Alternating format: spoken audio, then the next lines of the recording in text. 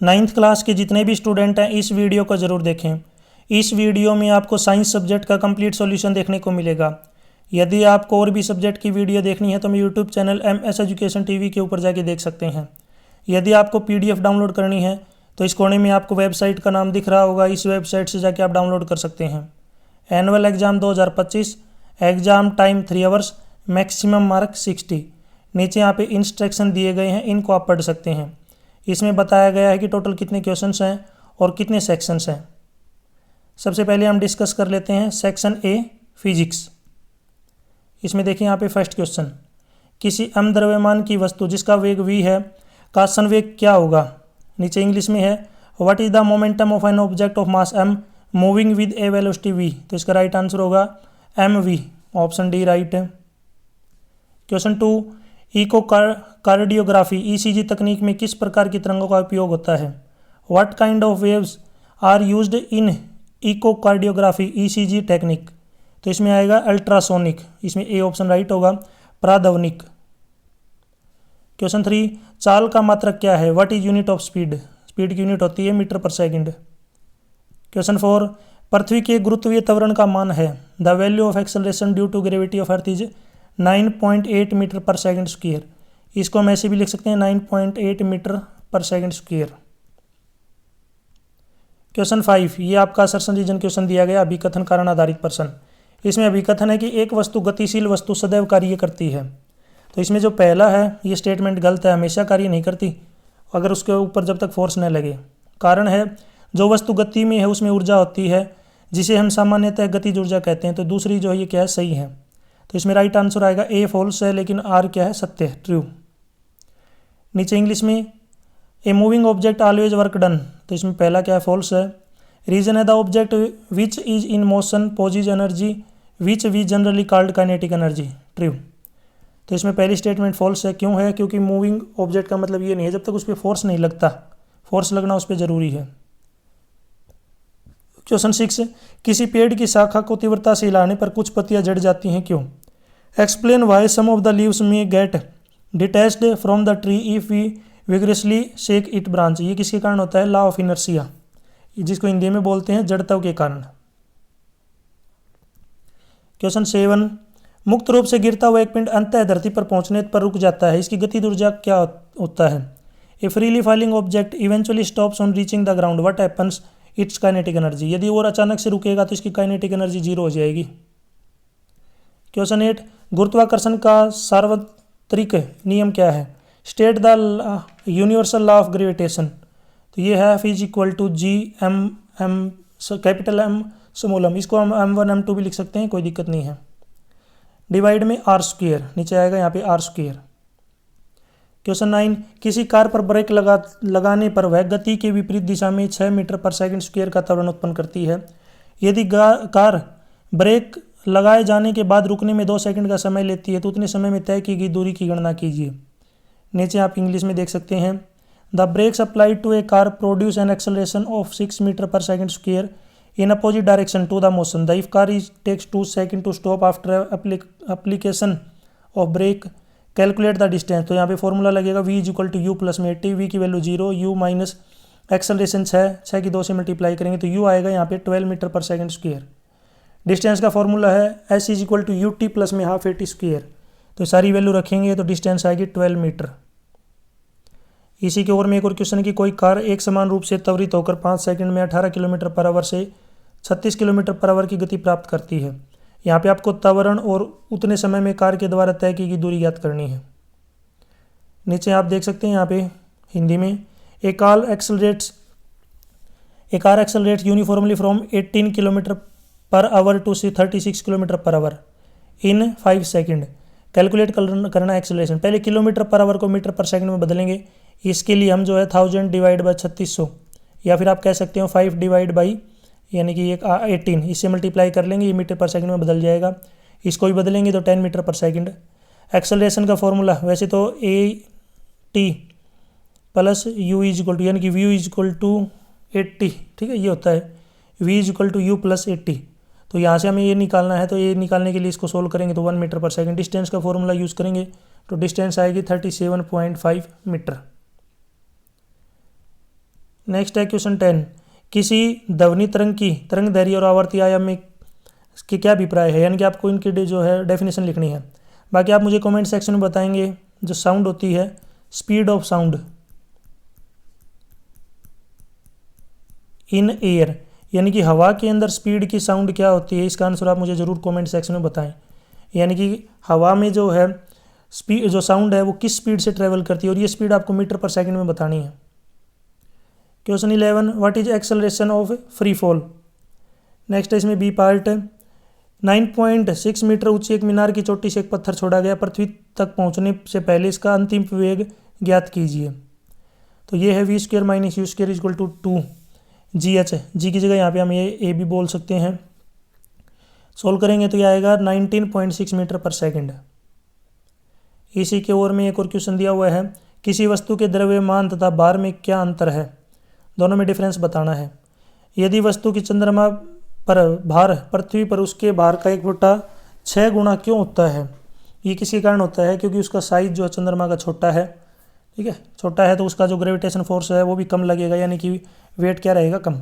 अगर आपको complete solution देखना है इनके सभी क्वेश्चनों का तो मेरे यूट्यूब चैनल के ऊपर जाके आप वीडियो देख सकते हैं, वहाँ पे आपको इनकी वीडियो मिल जाएगी। या फिर आपको वेबसाइट पे देखना है तो इस कोने में वेबसाइट का नाम दिख रहा होगा, इस वेबसाइट पे जाके आप पढ़ सकते हैं। नेक्स्ट है सेक्शन बी, केमिस्ट्री। इसमें क्वेश्चन है फर्स्ट, दो विभिन्न पदार्थों के कणों को का स्वतः ही मिलना क्या कहलाता है। What is the intermixing of particle of 2 different type of matter on their own called. इसमें आएगा डिफ्यूजन, यानी कि विसरण। क्वेश्चन 13, रदरफोर्ड का अल्फा कण प्रकीर्णन प्रयोग किसकी खोज के लिए उत्तरदायी था। Rutherford alpha particle scattering experiment was responsible for the discovery of nuclei, यानी कि परमाणु केंद्रक, एटॉमिक न्यूक्लियस। क्वेश्चन 14, क्वथनांक से कम तापमान पर द्रव्य के वाष्प में परिवर्तन होने की प्रक्रिया को क्या कहते हैं। What is the phenomenon of change of liquid into vapour at any temperature below it's boiling point. इसको बोलते हैं इवेपोरेशन, यानी कि वाष्पीकरण। क्वेश्चन 15, निलंबन एक डैश मिश्रण है, विषमांगी। A suspension is an heterogeneous mixture. Question 16, assertion reason question दे रखा है। अभिकथन है कि आयन हमेशा धनात्मक रूप से आवेशित होते हैं, तो ये फॉल्स है क्योंकि वो पॉजिटिव, नेगेटिव और न्यूट्रल, यानी कि जीरो चार्ज तीनों हो सकते हैं। तो पहली जो स्टेटमेंट है ये अपनी फॉल्स। दूसरा है कि आयन इलेक्ट्रॉन के खोने या प्राप्त होने से बनते हैं, सेकंड स्टेटमेंट है ट्रू। इसमें आएगा यहाँ पे असर्शन तो गलत है, लेकिन कारण क्या है, सही है। नीचे इंग्लिश में ions are always positive charge, false. Ions are formed by losing और गेनिंग ऑफ इलेक्ट्रॉन, ट्रू। इसमें आएगा assertion is false but reason is true. Question 17, गर्म शुष्क दिन में कूलर अधिक ठंडा क्यों करता है। Why does the desert cooler cool better on hot dry day. ये किसके कारण करता है, ड्यू टू हाई एवेपोरेशन, यानी कि ज़्यादा वाष्पीकरण के कारण, गर्मियों में ज़्यादा वाष्पीकरण होगा। क्वेश्चन 18, यदि तत्व Z बराबर 4 है तो तत्व की संयोजकता क्या होगी, तत्व का नाम लिखिए। If Z is equal to 4 what would be the valency of element, और इस एलिमेंट का नाम, तो एलिमेंट का नाम है बेरिलियम, और इसकी जो संयोजकता होगी, वैलेंसी होगी 2। आप मुझे कमेंट सेक्शन में बताएंगे अगर Z की वैल्यू 16 है तो उसका नाम क्या है, यानी कि एटॉमिक नंबर Z किस एलिमेंट का होता है, ज़रूर कमेंट सेक्शन में उसका नाम बताएं।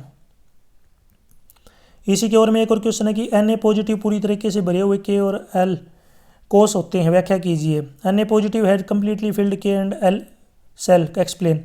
N का यहाँ पे एटॉमिक नंबर 11 है तो ये बनेगा 281। इसकी संयोजकता 1 है तो इसका मतलब 1 कैंसिल, ये बचेगा 28। तो पहले वो जो है K हो जाएगा, दूसरा L, और दोनों क्या हो जाएंगे, फुल।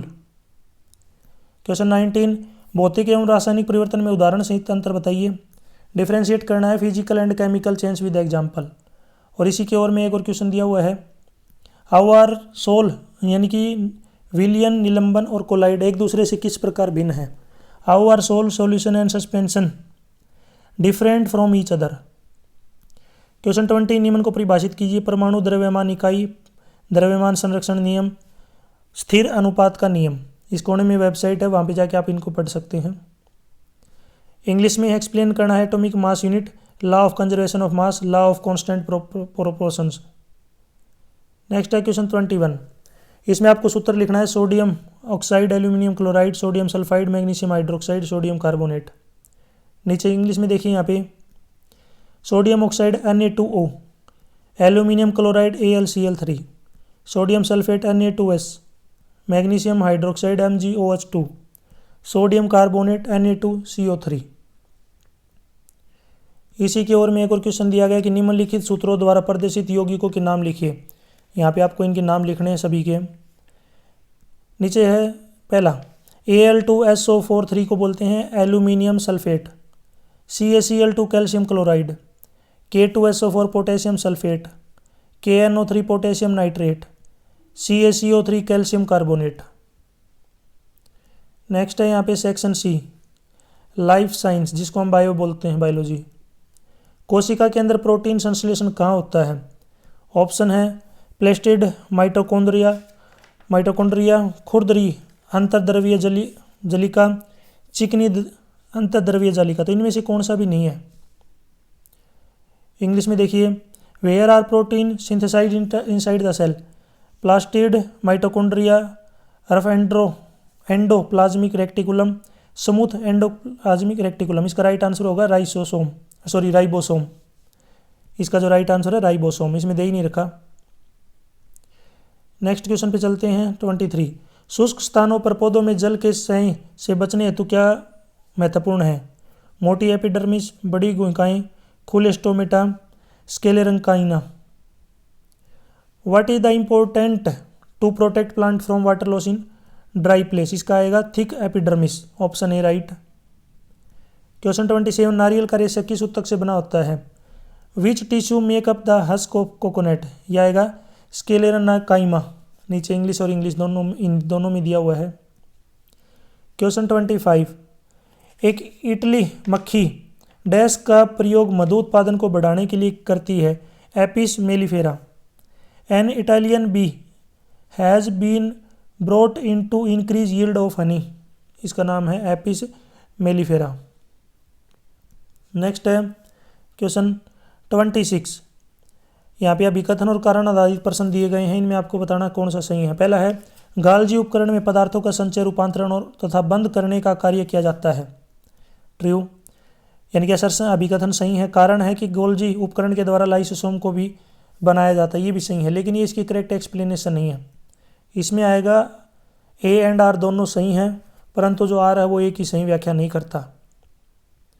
नीचे इंग्लिश में यहाँ पे दिया गया है सर्सन, देखिए Golgi body stores modify and pack product of vessels. तो ये स्टेटमेंट क्या है? बिल्कुल ट्रू है। असर रीजन है they are involved in formation of lysosome, ये भी ट्रू है, लेकिन इसकी करेक्ट एक्सप्लेनेशन नहीं है। इनका आपस में जो है कोई कनेक्शन नहीं है। इसमें आएगा both A and R true, but R is not correct explanation of A. आप मुझे कमेंट सेक्शन में बताएंगे पावर हाउस ऑफ सेल किसको बोलते हैं? पावर हाउस ऑफ सेल, यानी कि कोशिका का जो बिजली घर किसको बोला जाता है? इसका आंसर आप मुझे जरूर कमेंट सेक्शन में बताएं। नेक्स्ट है क्वेश्चन 27। निम्न का नाम लिखिए। ऊतक जो मुंह के भीतर अस्तर का निर्माण करता है उसको बोलते हैं एपिथेलियम। ऊतक जो पौधों में भोजन का संवहन करता है उसको बोलते हैं फ्लोएम। इंग्लिश में है name of the following tissue that forms the inner lining of mouth. तो पूरा नाम तो इसका सैक्रिफाइड स्क्वेस एपिथेलियम।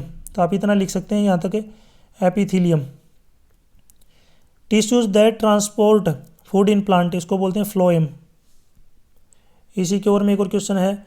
यहाँ पे आपको न्यूरॉन का डायग्राम ड्रॉ करना है। मेरी जो वेबसाइट है उसके ऊपर जाके आप जो है ये डायग्राम वगैरह सब देख सकते हैं। सारे डायग्राम अपलोड किए हुए हैं। इस कोने में वेबसाइट का नाम है। क्वेश्चन 28 डिफ्रेंशिएट करना है पेरेनकाइमा, कोलेनकाइमा और स्क्लेरेनकाइमा के बीच, यानी कि इन तीनों के बीच में आपको डिफरेंस बताना है। Basis of cell wall. Next है क्वेश्चन 29।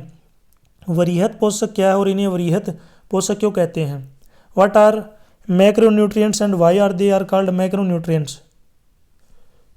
क्वेश्चन 30। कोशिका की खोज किसने की थी? कोशिका की खोज की थी रॉबर्ट हुक ने। और आप मुझे कमेंट सेक्शन में बताएंगे कब की थी, यानी कि रॉबर्ट हुक ने कोशिका की खोज कब की थी। कमेंट सेक्शन में जरूर आंसर दें। इसका भी पार्ट है कोशिका को जीवन की संरचना व इकाई क्रियात्मक इकाई क्यों कहते हैं? Why is the cell called the structural and functional unit of life? C है प्लेज्मा झिल्ली को वर्णात्मक परागमय झिल्ली क्यों कहते हैं? Why is the plasma membrane called selectively permeable membrane? इसी की ओर में एक और क्वेश्चन है, एक ऐसे अंग का नाम बताइए जिसका अपना अनुवांशिक पदार्थ होता है। Name one organelle that contain its own genetic material. Mitochondria. B part है, लाइसोसोम को आत्मघाती थैली क्यों कहते हैं? इसका आपको लिखना है। सी पार्ट, अमीबा अपना भोजन कैसे प्राप्त करता है? How does the amoeba obtain its food? इसको बोलते हैं एंडोसाइटोसिन। यहाँ तक वीडियो अपनी कंप्लीट हो चुकी है। वीडियो अच्छी लगी तो उसको लाइक करिए, अपने दोस्तों के साथ जरूर शेयर करें। वीडियो के बीच में मैंने आपसे कुछ क्वेश्चन पूछे, अगर आपने वीडियो को ध्यान से देखा है तो उनके आंसर आप जरूर कमेंट सेक्शन में बताएं। फिर भी अगर आपको नहीं आते हैं तो भी आप कमेंट कीजिए, मैं आपको कमेंट में इनके राइट आंसर बताऊंगा।